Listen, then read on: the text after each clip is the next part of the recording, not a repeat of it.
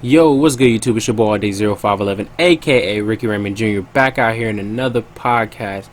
Now look, this technically will be the first podcast of ALLDAY Talks, even though I have done this podcast before. Now this podcast is coming out. We will be dropping one every Thursday, probably around 3:30 in the afternoon, man. So make sure y'all turn on y'all post notifications so y'all get the notifications when these podcasts drop. Now, if you guys do not, man, make sure y'all follow me on Instagram, ALLDAY_0511. I ask a lot of interactive stuff over there on my Instagram. Also, a lot of those questions that I ask will be posted in these podcasts. So make sure y'all tune in every Thursday for ALLDAY Talks. Without further ado, let's hop into this podcast. So let's start this out with some of the league news around the league this past week. First of all, NBA wound up dropping its All-Star teams, well, the starters for the All-Star. We're not really going to get too much into detail in it, but the starters from the East will be Trae Young, Kemba Walker, Pascal Siakam, Giannis Antetokounmpo, who is the team captain for the Eastern All-Stars, and Joel Embiid. Sounds like we're missing a name. Maybe a guy like Jimmy Butler, who plays for the Miami Heat. Now look, Jimmy Butler wound up getting snubbed from the All-Star team. He wound up averaging 20 points this year, 7 rebounds, 6.5 assists. Now, let me say this, man. I love Trae Young, man. Trae Young is definitely a guy interesting to watch. He definitely should be on an All-Star team this year.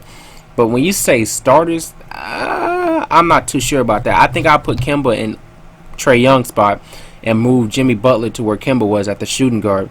I mean, the impact that Jimmy Butler had this year for the Miami Heat is incredible. Miami Heat are second in the East. When they came in, they weren't even listed as a top, 4 seed team. I think a lot of analysts had them placed at like 7, 6, or 8, something like that. They were basically at the bottom of the playoff rack. And Miami also has the best home record against any NBA team in the entire league. That's over the Philadelphia 76ers, not Miami, but over the Lakers, any team in the NBA. Even Milwaukee, they have the best home record in the NBA at like 18-2. So for me not to see Jimmy Butler on this list, man, I mean that's really an insult, man, because like I said, this guy has basically revived a franchise that hasn't really done. I'm not gonna say Miami hasn't done good, because I am a Miami fan. We've always been decent. We've always had a subpar team. We always had a team full of mediocre guys. But you take a guy like Jimmy Butler, you bring him in, and basically he's done reshaped this entire team in one season, man. I mean, this guy definitely should have been on the on the East All-Star starters. You know what I mean? Not a reserve. He should have definitely been on the starters. He came in, he revived the team, and he's kind of making Miami, hate to use this terminology, but he's making Miami great again since the LeBron era. Also, other news, we had Zion Williamson made his debut last night with the Pelicans against the Spurs. Zion played around 18 minutes, dropped 22 points, 7 rebounds, and 3 assists in that game. Zion looked really good. He looked basically like the guy that the Pelicans wound up drafting #1 overall. He looked like he came out, showed everybody that, yeah, you know, I can dunk too, but also he wound up shooting 4 for 4 from the 3-point last night, setting a history, well, being the first player in history to ever, as a rookie in the NBA, to shoot 100% in his first debut game and his first NBA game. Now, Zion, yes, he played great last night, but I do want to point out something, man, and I want to give props to Alvin Gentry and the coaching staff over there in New Orleans, man, for what they did in the fourth quarter. Zion, when they took Zion out the game in the fourth, I think it was like a 1-score game, and I mean Zion was lighting it up, man. Like the Spurs had no answer, because like it was like, you know, hey, we didn't see this in the scouting report. We didn't know he could shoot. You know what I mean? And I mean, the Pelicans took him out. Yes, the Pelicans wound up losing that game. Is it a game that they should have lost? No, they kind of needed to win anyway, because they're fighting for the 8th seed, and also the Spurs are also fighting for the 8th seed spot in the West.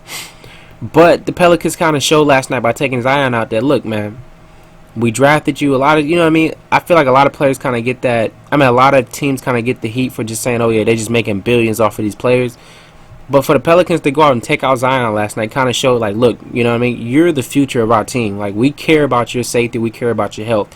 We could have kept you in that game, let you play. It would have been box office with it. So, you know what I mean? Like, you basically, the whole world was watching. Yes, we could have kept you in the game, but we took you out because we want to save you. We're saving you. We're basically, the Pelicans have just shown their loyalty, saying that, look, you are our future. We're going to show you that, hey, you know, down the line, you are going to be the best player in the NBA. And they did that by taking him out the game last night, even though he was hot.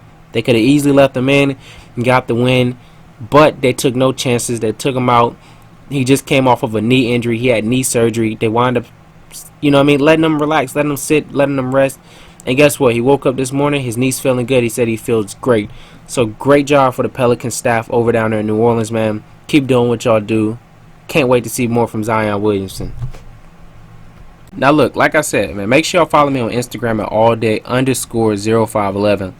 I ask a lot of questions on my Instagram stories. I allow you guys to interact with me. And for this segment, man, we're gonna look at some of the questions that, or some of the opinions that you guys had on IG this week. So about 2 weeks ago, maybe, Kendrick Perkins came out on, what was that? I can't remember what show it was, but he came out on ESPN and basically said that Lonzo Ball is a bust. Lonzo proceeded to come out and average like 27 and 7 in his last 7 games.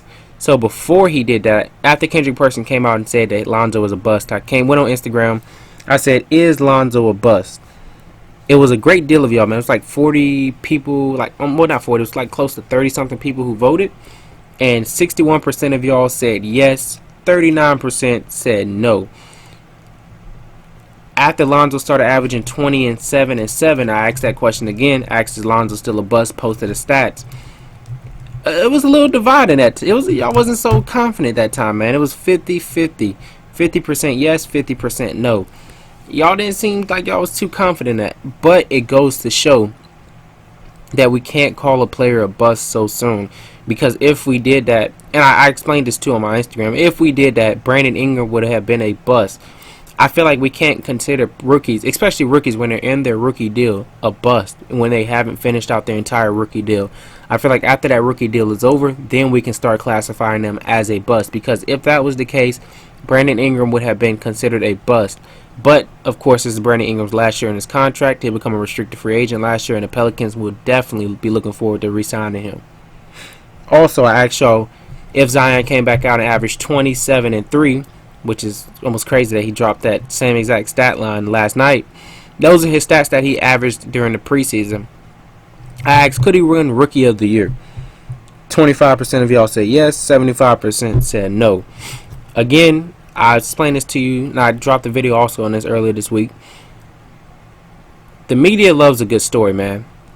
A great story is the number 1 pick coming in and knock out the number 2 pick out of his 8th seed to take over the 8th seed. Also, not only that, number 1 seed is the Lakers. Now, as a Pelicans fan, it's LeBron James and number 3. But as a journalist, it's LeBron James and Anthony Davis. There is history between these two teams. Anthony Davis forced his way out of New Orleans last year. Fans definitely aren't happy with him. I don't think most of the NBA respects him as a human being. Well, let me rephrase that. The people of Louisiana definitely don't respect him as a human being. Maybe in the NBA it's kind of looked upon. It's not really frowned upon like it should be. But that's not what we're here to argue. But like I said, the media loves to see a good story. So you have the number 1 seed knock out the number 2 seed to take the 8th seed, to then go into the playoffs to play the number 1 seed against Zion, number 1 pick, versus Anthony Davis, who they wind up trading off.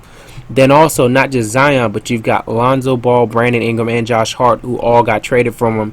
And throughout the year, Lonzo and Josh Hart definitely have been vocal against them being traded from the Lakers. Brandon Ingram's kind of been the only one that's kind of been like, quiet, but that's because he's high. But But Lonzo and Josh Hart's been the most vocal out of all of them. So that would definitely be a great box office. Everybody be tuned into that first round of the playoffs. Whether the Pelicans got swept, them, even if I think the Pelicans could definitely steal a game against the Lakers. Alright, man. To finish out this segment, man, we're going to have Team of the Week. My Team of the Week this year, definitely a team that's going to be on the lookout. You guys definitely need to be watching out for them, are the Indiana Pacers. Indiana Pacers, man, have always had a great team. They've had a good team for years now. With Victor Oladipo's just always kind of been the face of it. But when he went down with a torn quad, I want to say last season, you kind of seen that now he's out of the spotlight a little bit. And his Pacers team has been able to show that, yes, they can compete on a night in and night basis. Out of the last 10 games, the Indiana Pacers have won 7 out of the last 10. Some of the notable teams that they wound up beating were the Celtics, Lakers, Raptors, 76ers. Yes, they lost to the Pelicans. They also wound up getting beat by like over 20 by the Milwaukee Bucks. But that's not too big of a deal. Milwaukee Bucks are the best team in the NBA right now, in my opinion. Reason reason Pacers are really on my radar right now, man, is that they're playing so good and they're playing at such a high level. Malcolm Brogdon was a great pickup in the offseason from them. They wound up getting him from Milwaukee through free agency. They also wound up trading during the draft for TJ Warren, who's came in and is a great scorer for them at the forward position. Then also next week, Victor Oladipo comes back from his quad injury. He comes back to play with the Indiana Pacers. He's going to give them that. He's definitely going to be that closer guy that they need. And I mean, also the Holiday brothers have also looked really good this season, man. They've kind of shown that here and there that they can, put up some points, and that's exactly what the Indiana Pacers need. And then they have their closer, also their franchise player, Victor Oladipo, coming back next week. Sabonis is really good. Miles Turner is really good. And the Indiana Pacers is definitely be a scary team against anybody in the playoffs. I don't care who it is, whether it's Milwaukee, a healthy Indiana Pacers team. Doesn't matter who they play. They always going to give the hardest, #1 ranked defense. They have a really good defense, man, under the radar, especially when Victor gets back, team leader. So, yeah, if you guys definitely enjoyed this, man, make sure y'all hit that like button, share, subscribe. Like I said, the podcast will be dropping every Thursday. We will also be dropping a video every Tuesday for y'all, man. Like I said, all the videos should be dropping in the afternoon, 3:30 or after. Turn on your post notifications. Make sure you like, share, and subscribe. Share out this video, share out this podcast to everybody, man. And it's ALLDAY 0511. Thank y'all for tuning in. I'm out.